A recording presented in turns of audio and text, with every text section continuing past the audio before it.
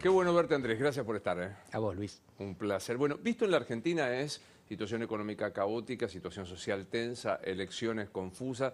Da la sensación de un general caos. ¿Me ayudás a mirarlo desde afuera como lo ves? Hace 20 años que andamos a contramano del resto de la región. Pero fíjate que esto es contraintuitivo. Andamos empeorando en economía, cuando la región estaba estable, baja inflación, tomaban deuda a bajo interés, pero mejoramos en política. Yo sé que si hay alguien mirando el programa se va a enojar con esta afirmación. Espero que haya mucha gente y espero que se enojen pocos. ¿Por qué mejoramos? Porque disminuimos la fragmentación del sistema político. La primera elección del siglo, 2003, los dos candidatos más votados sumaron el 46%, ¿te acordás? 24 Menem, 22 Kirchner. En la última elección del siglo, los dos más votados sumaron 88%, 48 Fernández, 40 Macri. Al revés de Perú, donde el candidato más votado en primera vuelta sacó el 19%, Castillo, y lo echaron. Al revés de Ecuador, donde Lasso está en la cuerda floja. Al revés de Chile, donde Boric sacó el 25% en la primera vuelta. Los sistemas de partidos se deshicieron en buena parte de América Latina. Y en Argentina todavía no. Digo todavía porque el futuro no lo conocemos. Pero esto que a muchos le puede parecer una desgracia, tener partidos fuertes, es lo que impide que haya violencia en las calles.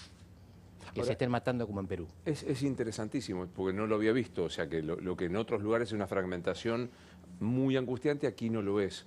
La pregunta es, el reparto de tercios, pongámosle, no sabemos qué va a pasar en agosto. ¿Es homogéneo o qué? No, probablemente no será homogéneo. Pero aún si fuera homogéneo a nivel presidencial, 3 candidatos con el 30 y poco por ciento cada uno, no habrá homogeneidad legislativa. El sistema electoral argentino, el sistema electoral te traduce votos en bancas. Lo que hace es restringir a los outsiders.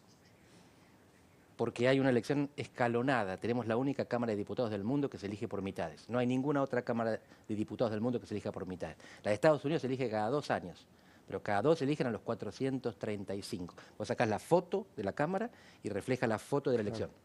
Acá vos sacás la foto de la Cámara y es la foto de las últimas 2 elecciones. Si Milei metiera todos los diputados que están en juego, si ganara todas las elecciones con el 100%, tendría la mitad de la Cámara, no el 100%. Y el Senado es todavía peor, porque se renueva por tercios, y el que gana se lleva 2 en cada provincia, no 3.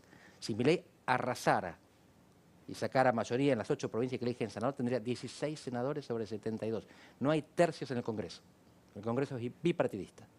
Ahora, es interesante, primero como valor estadístico político, no hay en el planeta Cámara de Diputados que se renuevan por mitades. Hay en nuestras provincias. Argentina replica el sistema nacional a nivel provincial. Por eso nos parece natural. En muchas provincias, en la provincia de Buenos Aires, el Senado y la Cámara de Diputados se eligen por mitades también. En el mundo no pasa eso. Fíjate que en Santa Fe, de donde yo provengo, no. No. Tenés elecciones cada 4 completo. Es que nuestras provincias tienen esta particularidad también. Son heterogéneas. Nosotros tenemos bicameralismo nacional, Senado y diputados. Pero bicameralismo provincial solo en 8 de las 24. En Estados Unidos tienen bicameralismo nacional y en 49 de los 50 estados. Se replica tal cual el sistema. Acá en Argentina tenemos mucha más dispersión. ¿Sentís que, yo te decía, no hay homogeneidad, pero sentís que Milei vino a interpelar a las otras 2 coaliciones y algunos dicen horadó cierta homogeneidad? Sí. Las coaliciones ya estaban tecleando, no es que estaban prolijitas y vino Milei y las desorganizó. Pero él interpela a la población, sobre todo. Es algo que venimos repitiendo, pero es importante repetir. La gente no pide redistribución solamente. La gente no es solamente planera o no busca solamente justicia social, busca también respeto. Redistribución y respeto.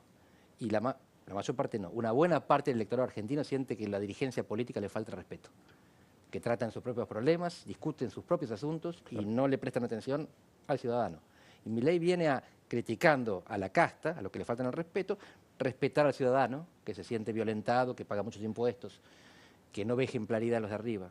Él interpela a buena parte del electorado.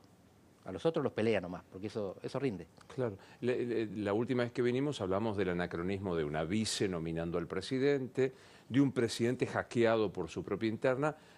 ¿Hoy qué ves en Alberto? Hoy ves, es una pregunta insólita la que hago, ¿no? Pero digo, ¿quién gobierna hoy?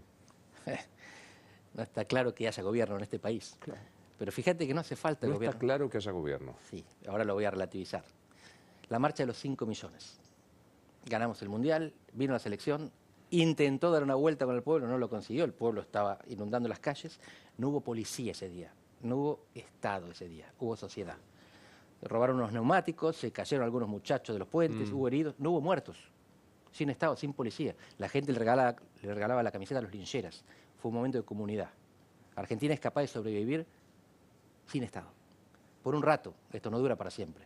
El problema es que esto desmiente a aquellos que te dicen el Estado te salva. Claro. La percepción ahora de la gente, de la sociedad argentina, de buena parte, es el Estado te jode. Estamos mejor sin Estado. Sacame el pie de encima. Y Milei refleja esto que uno siente. Déjame ser informal. Luciana Vázquez escribía sobre esto, el sueño de la informalidad próspera. Es muy complicado que con la informalidad te vaya bien mucho tiempo. Te va bien hasta que hay una crisis y en ese momento te das cuenta que estás desnudo. Pero mientras tanto el Estado es un peso para la gente, una mochila. Y Milei encarna ese darse cuenta de que estamos mejor sin. Vos dijiste, voy a relativizar. No está claro quién gobierna. En el ejercicio diario de la administración, desde lo menos importante hasta el 8.4 de inflación. ¿Quién gestiona eso? El Estado es como un auto, un vehículo que te lleva a algún lado. El Estado no es un fin en sí mismo. Vos querés llegar a la justicia social, querés llevar a la innovación, el crecimiento, la productividad. ¿Querés aborto, no querés aborto? El Estado es un auto. Nosotros votamos al conductor. El conductor decide en qué dirección va. El pueblo está atrás y elige al que va al volante. Pero si el Estado no tiene motor, no te lleva a ningún lado. No importa si elegís un chofer de izquierda o de derecha. Y en este momento mucho no importa quién gobierna porque el Estado argentino cumple pocas funciones. Estorba. Y entonces está ahí parado. Y decimos, ¿quién gobierna? No interesa, si estamos parados. La Argentina no está yendo a ningún lado. Es patéticamente real. Solo que estorba con consecuencias gravísimas como la cuestión económica y la inflación. Digamos, hoy estamos a la buena de Dios. O sea, ¿sentís que es un auto sin motor la economía? La economía argentina está fuera de control. La política argentina no. Y esto es otra cosa que puede sonar antipática. En Argentina no nos estamos matando en las calles y no nos estamos matando por política. Tenemos malos gobiernos, gobiernos incompetentes, uno detrás del otro, que no consigan resolver la inflación ni la pobreza, la empeoran.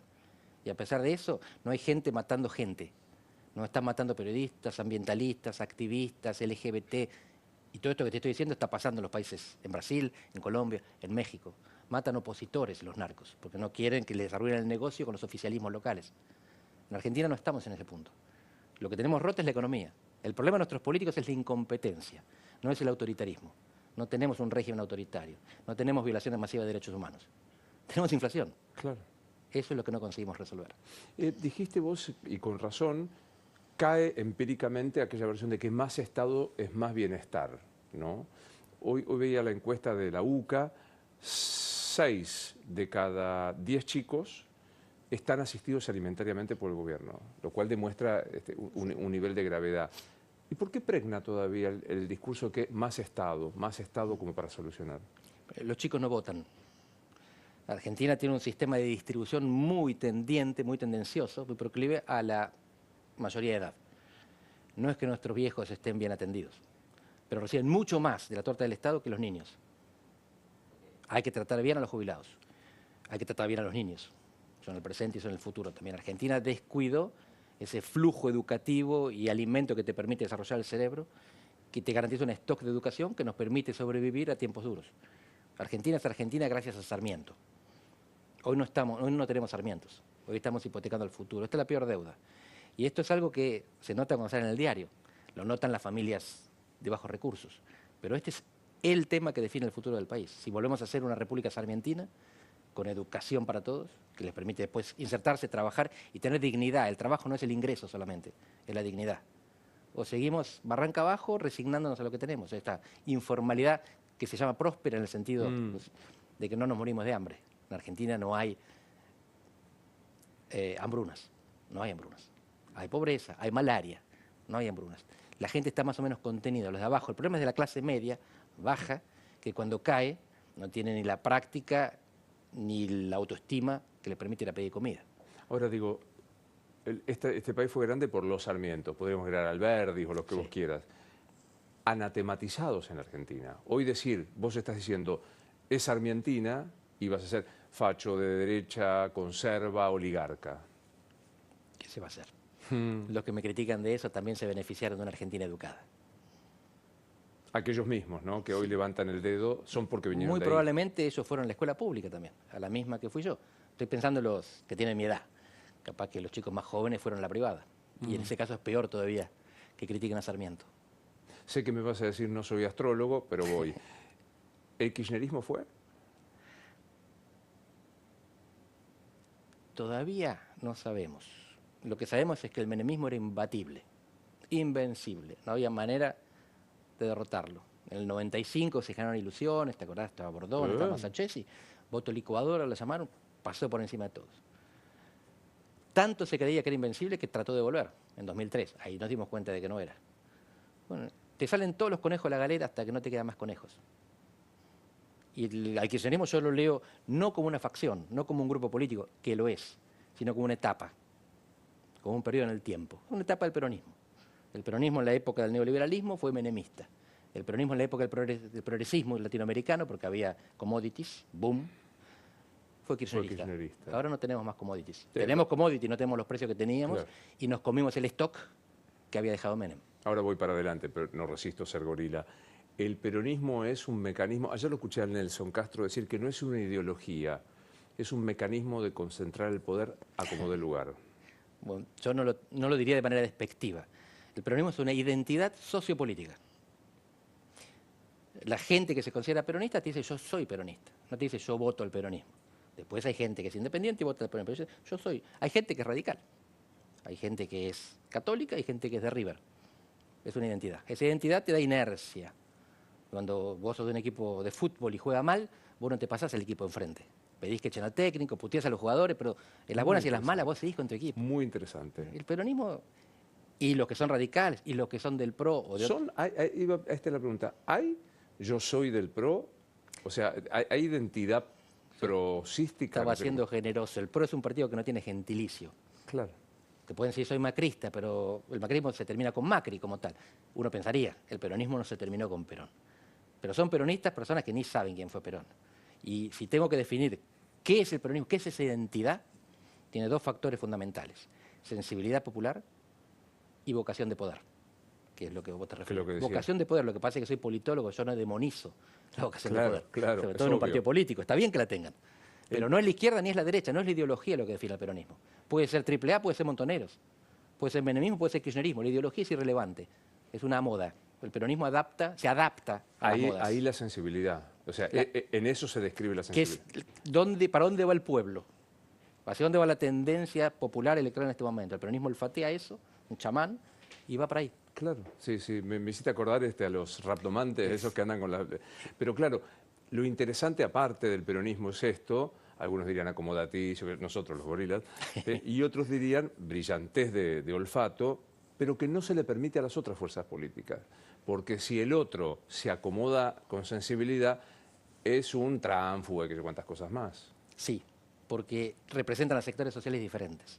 Desde la sociología, en los años 50, sabemos que en la sociedad hay dos grandes sectores sociales. Los sectores populares, que dividen al mundo en ellos y nosotros, los de arriba y lo que sufrimos, y las clases medias, que tienen una visión mucho más de nuances, fumature, de matices. Entonces ven algunos por abajo, otros por arriba, y las clases medias son mucho más exigentes en términos postmateriales. Te exigen consistencia, te exigen honestidad. Los sectores populares piensan que igual te van a jorobar. Entonces, por lo menos, que te joroben los tuyos, que algo te tiran. Claro. Esto puede parecer muy pragmático, cínico. Es así como funcionan en todas las democracias occidentales. Es así cuando uno hace encuestas, grupos motivacionales. Preguntas, ¿vos cómo te considerás? ¿Y qué pensás del mundo? Y la visión del mundo es sectores populares más o menos maniquea, ellos y nosotros, clases medias. Y el radicalismo y el PRO representan a los sectores medios. Por eso les exigen cosas que no les exigen al peronismo. No es la naturaleza del peronismo, es la naturaleza del sector social que el peronismo representa. Claro. Voy para adelante después de este momento gorila. Claro, digo, vos decías, Menem parecía imbatible. A Cristina me cuentan, y no sé si tiene verosimilitud, que le molesta que digan se menemizó Cristina, en el sentido que cristalizó un 20, casi 30. ¿Cristina puede estar menemizada?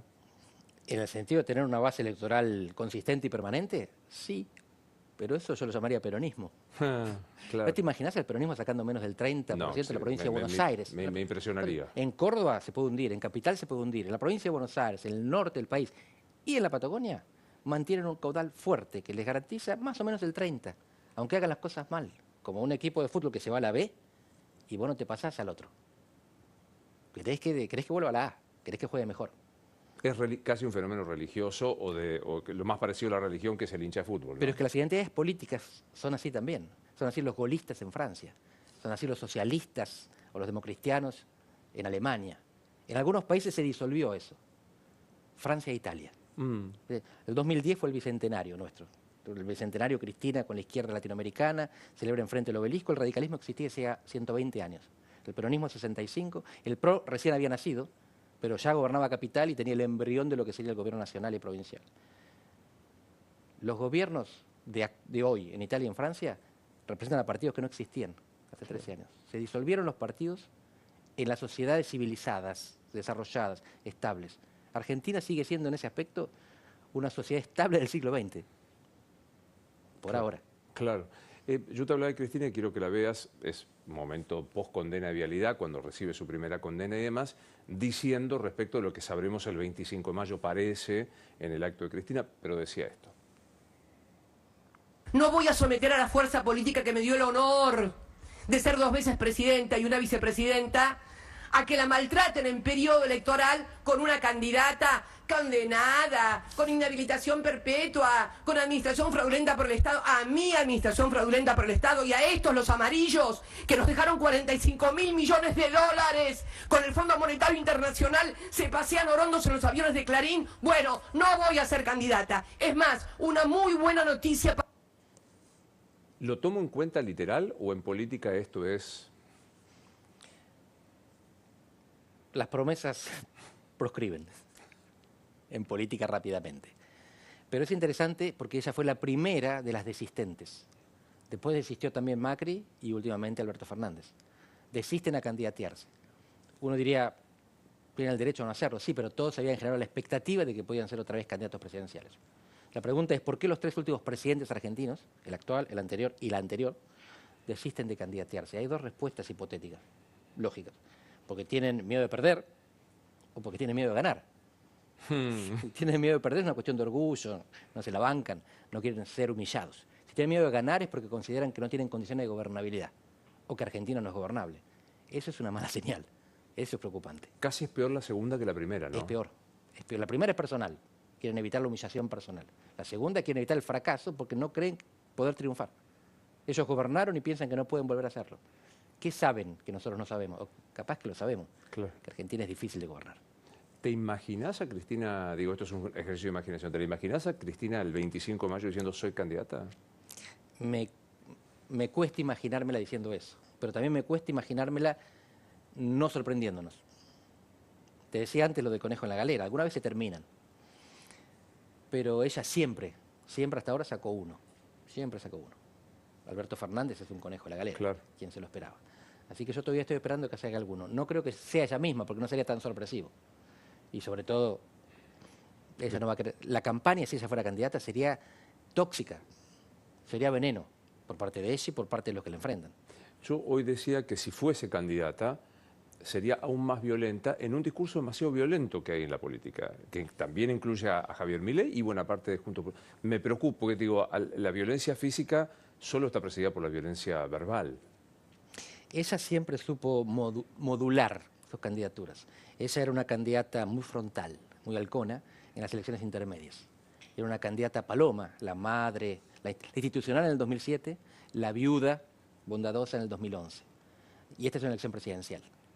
Si ese es un patrón de conducta, ella podría ser una elección presidencial abuenando, que es cuando mejor le va. Ella ganó las presidenciales, Claro. Perdió las intermedias. Cuando ella es bruja, pierde. Cuando ella es hada, gana. Pero no parece estar en condiciones de implantarse en ese personaje. Pero déjame que subraye esto que acabas de decir. En las presidenciales fue buena, en la intermedia halcona tremenda. Sí. Bueno, me acuerdo que en una intermedia fue armen un partido y ganen las elecciones. Y le hicieron eso precisamente. Que lo dijo en Rosario como corresponde. Definime a Cristina Fernández de Kirchner ya como un estudioso de la política. Voy a tomar a un profesor que tuve en la UBA, Atilio Borón, con quien estoy en contacto, ligeramente kirchnerista, castrista. Estudió en Harvard, pero es, digamos, marxista. Y él me decía, publiqué hace poco un libro que es un diccionario arbitrario de política, y ahí me río un poco de la realidad y de mis propios amores. Y todos los presidentes de la democracia están. Y a Cristina la definí descriptivamente, de manera muy breve. Después del kirchnerismo le damos por otros lados. Y él me decía, me quedé con ganas de leer más, porque es la principal dirigente política de la historia argentina. Fue 2 veces presidenta y terminó el mandato, y 1 vez vice y esperemos que lo termine. Roca fue 2 veces presidente. Menem fue 2 veces presidente. Irigoyen fue elegido 2 veces, terminó 1. Perón fue elegido 3 veces y terminó 1. Si ella termina, es la única política argentina que terminó 3 mandatos en la fórmula. 2 como presi y 1 como vice, habiendo puesto al presidente. En 200 años de Argentina, nadie tuvo el éxito que ella tuvo, que ella muestra, en haber gobernado o puesto gobierno. Es impresionante. Realmente. Más que Néstor.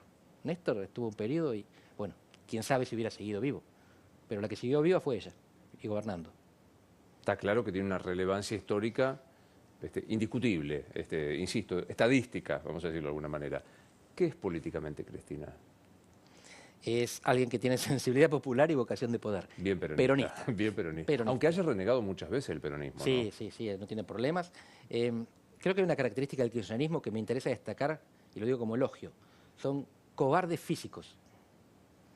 Cuando ella estaba en La Plata con Kirchner, se fueron cuando empezó la represión, se fueron a hacer plata a Santa Cruz. Y ahora todo el tiempo, cuando ella no le da la banda, no le transfiere el mando presidencial simbólico a Macri, pues se fue. Se fue. Ella es muy fuerte retóricamente, enfrenta a los poderes establecidos, pero físicamente el kirchnerismo no te pechea un poco, sí, te tiran piedras. No voy a desmerecer, pero ellos no se la bancan físicamente. Y esto es un elogio, la democracia no tiene que ser lucha física. Poner el cuerpo en la calle es una cosa, tirar tiros es otra cosa. Ellos no tiran tiros, se escaparon de los tiros. Los defienden a los que tiraban, pero huyeron, ellos huyeron. Y esto me parece bien. Ahora, ¿qué es lo que ella tiene? Votos. Los votos del conurbano, sobre todo el sur del conurbano. Ella sigue coordinando, y sigue orientando, y no diría liderando, pero sigue teniendo poder de veto en el peronismo, porque el peronismo no es, como todos los que no son peronistas, no entra en el conurbano si no es por ella. La gente la quiere a ella. 2023, ¿qué es la Cámpora? Un conjunto de empleados públicos con panza y canas. Demoledor. Tienen también jóvenes que se inician. Más flacos, pero... más jóvenes y más inocentes probablemente. Y está muy bien. Pero la Cámpora ya no recluta en la juventud, no recluta significativamente en la juventud. En la juventud hoy observamos 2 grupos de reclutamiento. Los radicales en la universidad, con la franja morada ganando en todas las universidades. En términos de números no son muchos, pero en términos de inserción profesional y eventualmente creación de liderazgos, hay un potencial. Y Milei. Milei es el tipo que recluta entre jóvenes menores de 30 años, varones, la gran mayoría, que eran de clase social media para abajo y ahora se va extendiendo.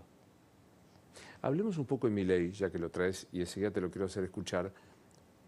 Él se confiesa, no sé si tributario, pero al menos admirador de Trump, Bolsonaro. ¿Qué es Javier Milei?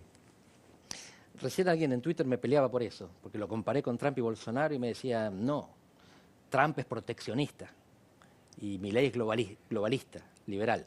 En realidad no interesan las políticas que promueven, interesan los sectores que representan. Y los sectores que representan son los que se sienten faltados al respeto por la coalición de minorías que ellos consideran dominante. Los negros, las mujeres, los gays, los intelectuales de las universidades, ellos piensan que hay todo esto de la política de identidades, que es woke, y esos son los varones cis hetero que gobernaban el mundo, que dominaban la historia y de repente son el grupo segregado y marginado e indignificado. Representan sobre todo eso. No es solamente esto, el repartidor de Rappi, que se las arregla en este mundo en el que vivimos, en el que lo que encontró es eso, siente que le faltan el respeto a los políticos que le quieren cobrar impuestos. Y Milei viene a decir, saquemos la pata. Es esto, el Estado te jode en vez del Estado te salva. Y la gente siente que ahí suena una cuerda.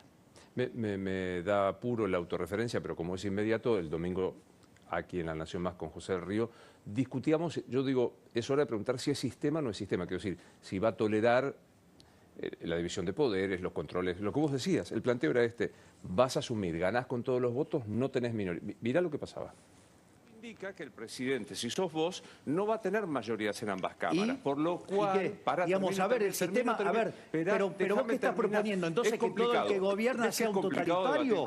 ¿Vos estás proponiendo una solución de que todo el que tiene que gobernar sea un totalitario o proponés exterminar una tercera alternativa porque no te gusta? No, es al contrario que te pregunto. Yo te digo, para que no sea un gobierno totalitario, deben negociar en las cámaras. Pero, ergo, vos tenés que negociar con lo que ha determinado Casta. No yo sale. voy a llevar los proyectos. Lo que pasa es que vos estás planteando que todo el mundo, cada una cosa que yo proponga, la va a bloquear. Es decir, entonces, digamos, lo que yo voy a hacer, a diferencia de Juntos por el Cargo, que negocia todo el tiempo con el Frente de Chorros en contra de los argentinos, yo lo que voy a hacer, los voy a exponer. Yo voy a dejar bien clara, ¿sabes cuál es la diferencia entre mi caso y Juntos por el Cargo? ¿Sabes qué? Que yo sí tengo programa, que la gente sabe lo que yo estoy proponiendo. Y si me elige es porque la sociedad hizo un clic fenomenal hacia las ideas de la libertad.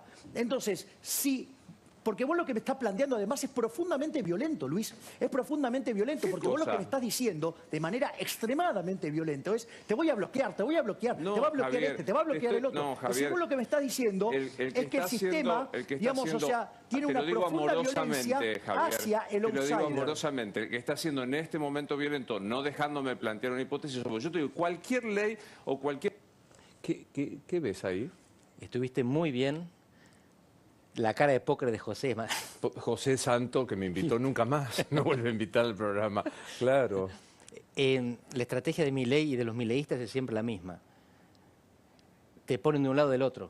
Uno intenta ser un analista, un periodista, es alguien imparcial. Podés tener tu corazón y votar a quien vos quieras. Pero tu pregunta es, ¿qué vas a hacer si te hacen esto? Y él te responde, vos me estás haciendo esto. Vos no estabas votando en el Congreso en contra de su proyecto, estabas preguntándole qué hacía él si le votaban en contra. Bueno, esto es maniqueísmo. Maniqueísmo. El maniqueísmo es dividir al mundo en buenos y malos. El populismo es maniqueísmo plebiscitario. Dividir al mundo en buenos y malos y llevarlo a elecciones. Es un populista, Milei. No hago juicio de valor. Si les parece bien. Descripción. Al kirchnerismo le gusta ser populista. Uno pensaría que él es un republicano, un institucionalista. No creo que le interese mucho. Las instituciones no son lo suyo. Él es casta financiera, es casta económica. Siempre trabajó para grandes empresas y grandes empresarios. Es anticasta política. Está entrando en la política, lo que a él no le gusta y lo combate. Es muy inteligente, o por lo menos muy hábil, porque él interpreta lo que siente buena parte de la población. La cuestión es que tu pregunta era correcta. Él dice, si me eligen por mi programa. Sí, pero esto es un sistema republicano que tiene 3 poderes. Y hay otro poder que es elegido, que es el Congreso, elegido con las reglas de la Constitución, que escalona la elección y con el sistema electoral. Y el Congreso va a tener tanta legitimidad constitucional como el presidente. Si el Congreso le dice que no, él puede llamarlo casta, pero está en la Constitución, él está llamando casta a la Constitución. Es su observación. Si él llama casta a la Constitución y quiere sacarla del medio, como quiere sacar a la casta política, está siendo autoritario, no está siendo democrático. La Constitución, el Estado de Derecho es la base de la democracia. Déjame que vuelva a subrayar, parece que estoy en la facultad tomándote apuntes y subrayo con resaltador. El kirchnerismo gusta de ser populista, más es plebiscitario. Formen un partido y vayan a la elección. En cambio, el mileísmo, que es como se dice, ¿es populista autoritario? Milei no tiene cobardía física. Tiene custodios con armas y les gusta mostrarla. Y él se jacta de algo parecido. El kirchnerismo es un populismo cobarde. Esto es un elogio. Milei no. Es un populista agresivo, violento. Y no digo que es violento solamente porque se exalta en cámara, sino por esto de las armas y por la actitud con la que él prepotea a la casta. Está muy bien que no le guste el establishment político y que los quiera sacar a todos. No está bien que los desprecie como seres humanos, que eso es lo que transmite. A mí me preocupa algo que vos mantuviste como concepto respecto de las minorías peligrosas. Digo, allí sentada Victoria Villarruel, la actual candidata a vicepresidente, dijo que era demasiado matrimonio para los gays, alcanzaba con la unión civil. Hay misoginia, yo creo, en el discurso. Hay una corriente aquí en la Argentina y en el mundo de conservadurización de la cosa. Sí, en Argentina no es muy fuerte. Milei no representa doctrinariamente a la gente que dice que lo va a votar. Hay un porcentaje doctrinario que coincide con sus valores libertarios o con los valores conservadores de Villarruel. No son lo mismo, pero se llevan bien. Ahí hay un matrimonio non sancto. Pero hay mucha gente que lo vota por la bronca, por el hartazgo, porque está harta de los políticos y porque hay una situación económica insustentable. Es el candidato a mano para expresar lo que uno siente. Y lo que uno siente es una emoción, no una ideología. Lo votan porque él expresa la rabia que tenemos adentro, no porque es libertario, no porque conocen los nombres de los 5 perros que él tiene, que tienen nombrados bajo. por economistas famosos, ni leyeron los textos, pero lo interesante de él es que él te cita los textos y te cita los autores y no le baja el rating. Es un gran mérito. Cualquier académico te empieza a citar autores y la gente apaga la televisión. Sí, claro. Él consigue, es histriónico lo suficiente y te prende la emoción como para que te banques la literatura. Pero Andrés, ¿cuándo íbamos a estar debatiendo en un medio de comunicación masivo el Banco Central? O sea, es un mérito. Sí. Yo creo que él cumple una función positiva para la democracia, como representante de sentimientos que estaban contenidos y escondidos.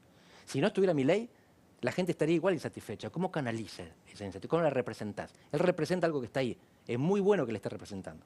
Lo que no tengo claro es que sea bueno gobernando. Para representar las emociones tienen que canalizarse, para gobernar las emociones tienen que contenerse. Claro. Se gobierna con la cabeza. Claro, ahora, me quedo con esto que vos decías, no es tan potente cierto conservadurismo en Milei, pero sí en el mundo. Háblame de lo que pasa en el planeta. En Europa se ve clara esta onda de conservadurismo, pero suave, evolucionada.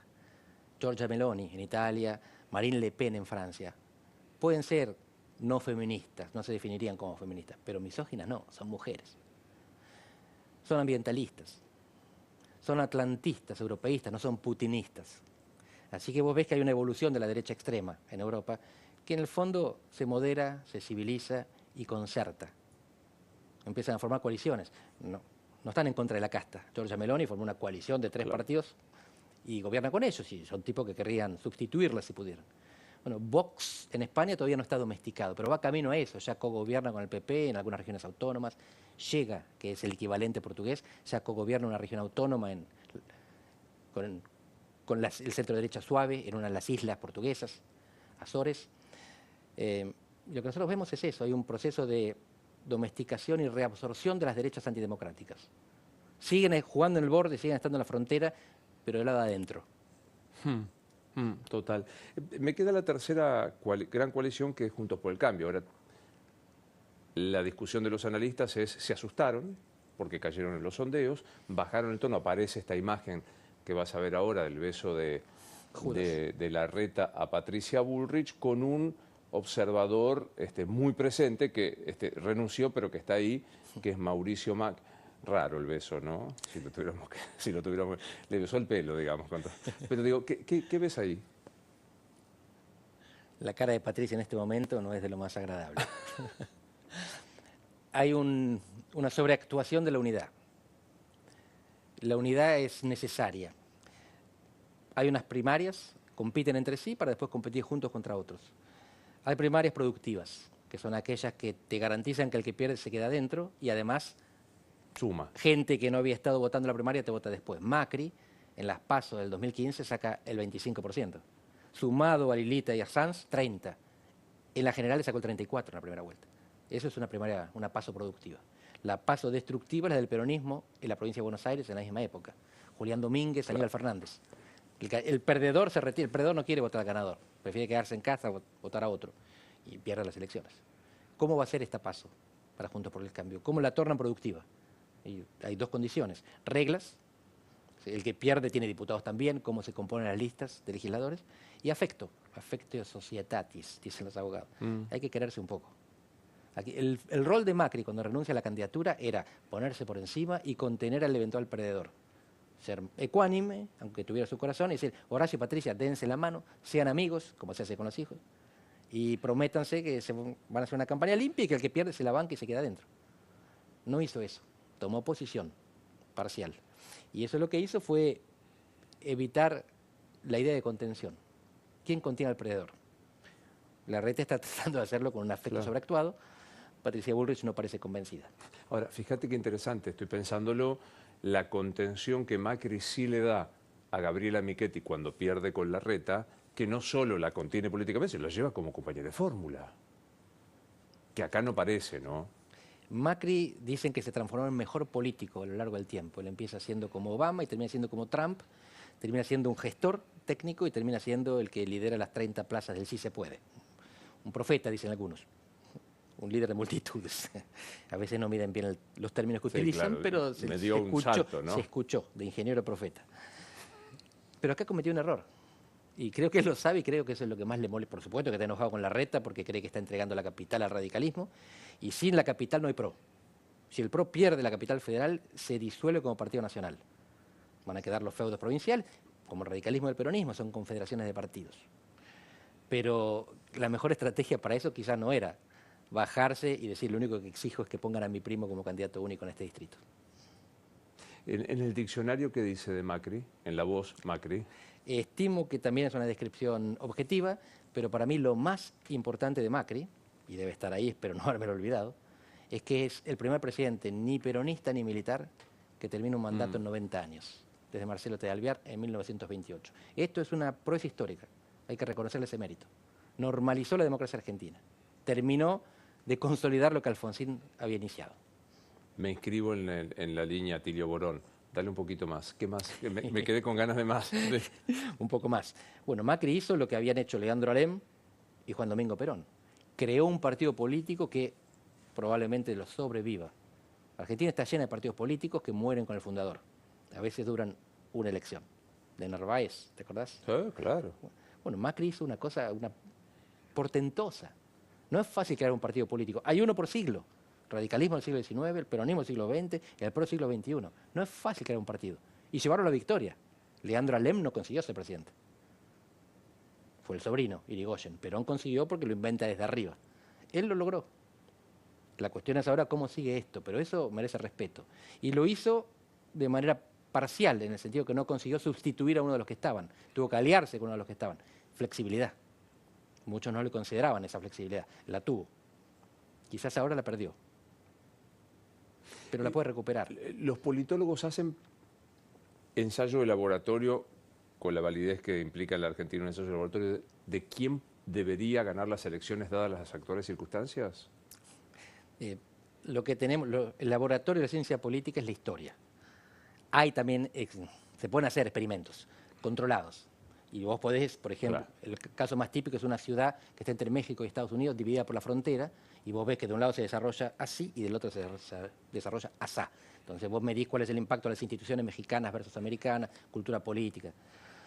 Pero acá lo que vemos es que desde 2018 los oficialismos pierden las elecciones presidenciales en América Latina. La excepción es Paraguay. El último presidente oficialista que ganó es el paraguayo y el anterior también, en 2018. Esto significa que no conviene ser oficialista hoy en América Latina. Contra lo que sucede en el resto del mundo y en el resto de la historia, donde ser oficialista siempre implica una ventaja, hoy no, en América Latina. Esto en principio te dice, el peronismo la tiene complicada. Segunda, 100% de inflación.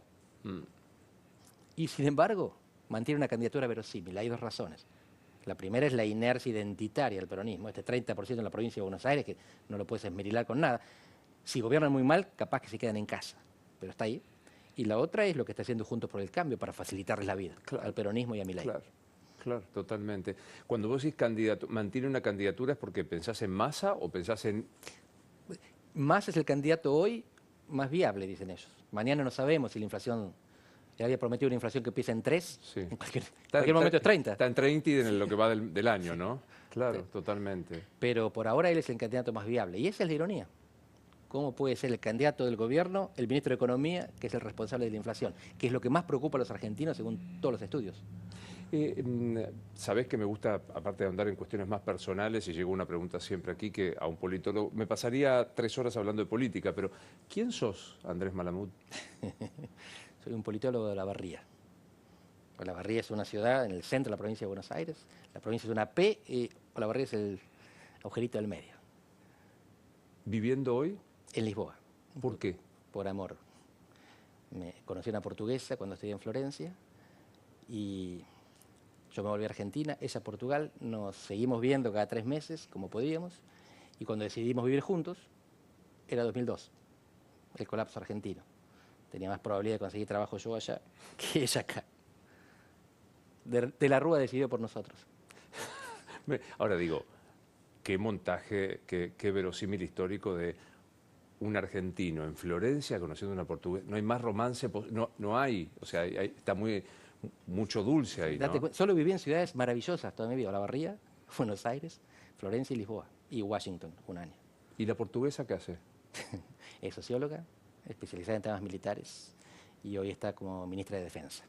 de Portugal. Sos el esposo de la ministra de Defensa de Portugal. El primer soldado de la República. Si no la viste, te la recomiendo. Termino de ver La Diplomática.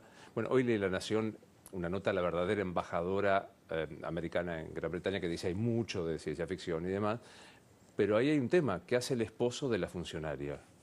Como rico y tomo mucho. No, le acompaño en todo lo que puedo, aprendo un montón y trato de ayudar. Toda mi vida me apasionó la política, toda mi vida estudié la política, lo que yo hacía es investigar cómo decidían los decisores. Tenía que hacer entrevistas y buscar documentos para saber cómo decidieron hacer el Mercosur. ¿Y por qué lo hicieron así? ¿Por qué fracasaron acá? Entonces, entrevistás a uno que te da su versión, te mienten todos a favor de ellos, entrevistás al otro que carea, dice, no es como te dijo, es al revés. Andá a los diarios este día y vas a ver, o mirá este documento. Y nunca estuve tan cerca de entender cómo funcionan las cosas como en Portugal. Se puede aplicar porque, claro, Portugal, aparte de la belleza física de ir a ese lugar que es increíble, soñado. Pensé que de mi mujer. No la conozco, pero asumo que sí. Pero ese país increíble, ese país con la posibilidad de PSOE y la posibilidad del Fado y que yo cuantas cosas más, estuvo en una crisis inflacionaria política. ¿Se puede hacer analogía con la Argentina? Sí. Analogía, podés comparar, pero sobre todo podés relacionar. Portugal tuvo una crisis impresionante en 2011. Impresionante significa que los salarios públicos bajaron entre 20 y 25% nominal. En mi caso, 23%. Cobraba 100, pasé a 77. En Argentina, Machinea bajó el 13% y explotó el gobierno. Y el desempleo privado pasó del 8 al 18%. Y no explotó la sociedad. En parte no explotó porque habían visto que en Grecia había violencia y porque estudiaron el caso argentino. Y no quisieron repetir. Dijeron, no queremos que se rompa todo. Estamos dispuestos a aguantarnos el chubasco, estamos dispuestos a pasar por el desierto y salir, pero no queremos romper la sociedad. El caso argentino estuvo muy presente en la decisión de no ser violentos. En Argentina no hubo decisión de ser violentos, pero ellos vieron las imágenes del 2001. Claro. ¿Y hay alguna fórmula, viste esta cosa de la búsqueda de recetas, alguna fórmula portuguesa que podría ayudar en este momento? Ahora te digo una en contra de ellos. Tanto Portugal como Uruguay, que son casos exitosos de estabilidad política, la fórmula es, por supuesto, ser civilizados, pero sobre todo la autoselección de los más motivados para irse del país. 18% de los uruguayos viven en el exterior, 20% de los portugueses viven en el exterior, 2% de los argentinos viven en el exterior. ¡Wow! No tenía ninguna de las tres cifras y me impacta. Los argentinos, parece que hay una masividad, ahora hay gente que se está... Sí, hay mucha gente que está yendo, hay mucha gente que quiere irse, no llegamos al 3% todavía. Y los extranjeros que viven en Argentina son el 5%. Duplican los que vienen que los que salen. Portugal y Uruguay son casos opuestos a los nuestros, son parecidos entre sí. Ajustan en población. No porque te echan, es porque la gente se va. Porque hay canales migratorios, hay una historia, vos tenés parte de tu familia que está en tal ciudad, en Luxemburgo, en Francia, en Canadá, y entonces cuando la cosa está mal, te vas. No vas a incendiar el Congreso. No se puede recomendar el ajuste en población para que no haya... Argentina es una sociedad en parte tensa, dura, peleadora, porque la gente se queda. Porque nos quedamos a pelearla. Bueno, en mi caso, yo no me fui por el problema económico, me fui por amor. Una historia de amor. Casi digo casta, pero digo, hay una visión del... Vos sos el esposo de una funcionaria relevantísima. ¿Hay estos privilegios de ser funcionario? Bueno, Portugal es un país fundador de la OTAN, la alianza militar más exitosa de la historia. Está en guerra, no oficial, pero le manda armas y entrenamiento y apoyo logístico a Ucrania. Ese estuvo el 24 de febrero, el aniversario de la invasión, cuando Zelensky le da el reconocimiento a las viudas y a la familia de los caídos. Ella estaba ahí. Y no tiene custodia fuera del horario de trabajo. De 8:30 a 8:30 anda con los autos con custodia. A la noche dijo que no. Y los fines de semana tampoco. Iba al supermercado. Diferencia. ¿Me das un instante que quiero hacer un par de preguntas? Me quedé con la historia de amor, para hablar un poco de ¿Me das un instante? ¿Cómo no? ¿Sabías que el precio del oro nunca había estado tan alto? Es el momento de hacer valer tu oro, alhajas, relojes brillantes, monedas de oro, lingotes. ¿Dónde? En Joyería El Tasador. Joyería El Tasador, atendido por buena gente, expertos técnicos que tasan el acto y pagan en efectivo. Joyería El Tasador. 0800-222-8273. En la sucursal de Corrientes y Pueyrredón pagan el gramo de oro hasta 29.500 pesos. 0800-222-8273.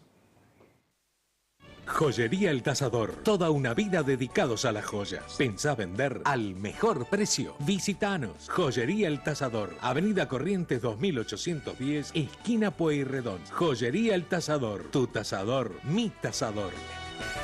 Te iba a preguntar qué es lo más loco que hiciste por amor, pero me parece que se responde rápidamente, ¿no? Vivir en un fuerte. ¿Vivís en un fuerte? No Una todo el cosa- a ella sí. no le gusta. La residencia oficial del ministro, de la ministra de Defensa, los ministros no tienen residencia oficial. Solo el primer ministro y el ministro de Defensa, porque es una cuestión histórica, un fuerte de 450 años, que es patrimonio histórico, se puede visitar algunas partes, hay escuelas, pero hay que reservar antes. Es una zona militar donde se hace trabajo, donde se recibe embajadores, ministros, donde reúnen las Fuerzas Armadas, a los jefes. Y bueno, esa es la parte linda. Claro, eso es lo más lindo. ¿El amor es para toda la vida? Es eterno mientras dure. ¿La puedo robar? Te juro que cito el copyright. Es de ella. Es de ella, o sea, es de la ministra. Sí. Lo podemos decir. ¿Cuánto de tu vida privada quedó hipotecado por ser el esposo de la ministra? No me puedo emborrachar, no me puedo drogar, no puedo andar por la calle enojado, no puedo tomar cuando manejo. ¿Manejás? Manejo sobrio ahora. Pero sí, no estás haciendo metáforas con esto. Estoy exagerando, no me drogaba antes. No, bueno, pero- claro, totalmente. Que, gracias a vos conocí a Joao Goulao, el arquitecto del nuevo sistema de tratamiento de las drogas, y en Portugal se bajó estrepitosamente consumo, delitos asociados al consumo y demás. Como me decía él, descriminalizando, no despenalizando, se ocupó mucho. No legalizando. Exacto, Nosotros diríamos despenalizando, descriminalizar y despenalizar es lo mismo, legalizar es otra es cosa. otra cosa. Y funciona. Ahora tienen un problemita porque desfinanciaron todo después de la crisis. Recuperaron los salarios después de unos años a costa de inversión pública. Entonces por ahí no están las casas rodantes que les garantizan la provisión a los adictos. Pero fue un éxito total en 20 años, fue un ejemplo de manual para seguir en el resto del mundo. Totalmente. Tuvieron un pico de sobredosis que él te habrá contado en los 2000. Sí.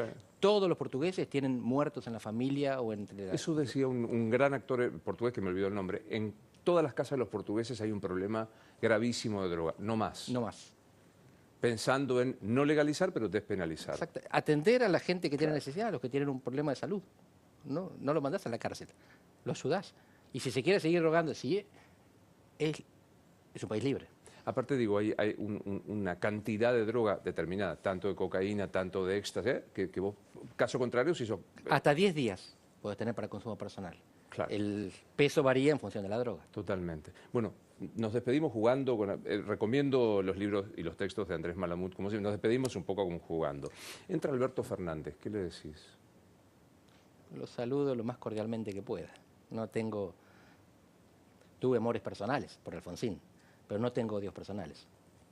Entra Cristina Kirchner. Es la persona que más me cuesta anticipar y la que más me interesaría conocer. Entra Mauricio Macri. Con él tengo diálogo y es una persona interesante, con un montón de claroscuros. Yo estudio los políticos, estudio la política. Claro. Para mí es fascinante encontrarme con esta gente. Entra Javier Milei. Lo observaría, con cuidado trataría de que no me trate de agresivo. Entra Patricia Bullrich. Una política interesante porque es de las pocas que en privado, capaz que en público también, te reconoce cuando no sabe algo. Raro debe ser eso, ¿no? Muy raro. En general los políticos están siempre a la defensiva. Cuando vos le decís algo que no les gusta, te atacan. Capaz que en público lo tenés que hacer, en privado lo hacen igual. Ella no. Debe haber dos sectores que desconocen las palabras no sé, los políticos y los periodistas. Somos insoportables. No me voy a meter en tu interna. Entra Sergio Massa. Bueno, a todos trataría de entrevistarlos. Algunos quizás los observaría nada más, pero siempre tratar de aprender lo que se puede. De todo se aprende, ¿eh? Y todos ellos tienen una experiencia. No hace falta coincidir con ellos ni en poco ni en mucho, quizás en nada. Pero están ahí por alguna razón. Me queda Larreta entrando. Lo mismo. Lo interesante de él es que tuvo un plan a lo largo de toda su vida. Y es un plan plano. Yo creo que lineal. Y a veces los planes tienen que tener bifurcaciones y sobre todo tienen que tener secuencialidad. Vos tenés que hacer una cosa en este momento y hacer otra cosa en otro momento. No es acumular siempre en la misma dirección. Él me parece un dirigente político direccional. Y eso capaz que no le conviene. ¿Estamos condenados al éxito? No, pero tampoco al fracaso. Y el mundo que viene es un mundo amable para Argentina, como lo fue el siglo XIX. Es un mundo que requiere las 3 cosas que producimos, Claro. que tenemos. Alimentos, energía y distancia geográfica. Estamos lejos de los conflictos geopolíticos del mundo. Si hay un evento nuclear en Europa y hay radiación como hubo en Chernóbil, este es un lugar seguro para venir. La bella Europa no es un lugar seguro. Entra Andrés Malamud a los 16, ¿Años? sí, con la experiencia de los pocos 40 que tenés. ¿Qué le decís? No cambiaría nada. No tocaría la historia. ¿Era más fácil o menos? Ayer, hablando con Pilar Sordo, ella me decía algo que me sentí muy representado, que no es tan serio todo, afloja. ¿Te pasa eso? No me lo tengo que decir porque en general desdramatizo. No, mi mujer cree que no, ella es mucho más desdramatizadora que yo. ¿Ah, sí? Sí. Sí, a veces me irrito sobre todo cuando tocan a la gente que yo quiero. Dice, es un titular, no interesa. Están todos alrededor alborotados. Mañana van a decir lo contrario. Te ponen una flechita para arriba un día, una flechita para abajo al día siguiente y después otra vez para arriba. Claro, no creerse mucho la balancita de noticias, ¿viste? Que No por ahí no creerse mucho uno mismo. Claro. Y entonces te crees menos a los demás. Que es un poco lo que decíamos con Pilar, ¿viste? Para decirlo en términos de Nietzsche, ser un poquito más dionisíaco y menos apolíneo. ¿Te gustó? Sí, me gustó. En el medio está la virtud, decían otros filósofos. Exactamente. Bueno, pero yo soy menos aristotélico. Me da mucho placer verte. Es A mí un también. honor conocerte. Yo estoy esperando que vengan a visitarnos. Me va a hacer, me parece que muy pronto te voy a ir a molestar a Portugal. Me va a gustar verte. De verdad, es un honor conocerte. Gracias, Andrés. A vos.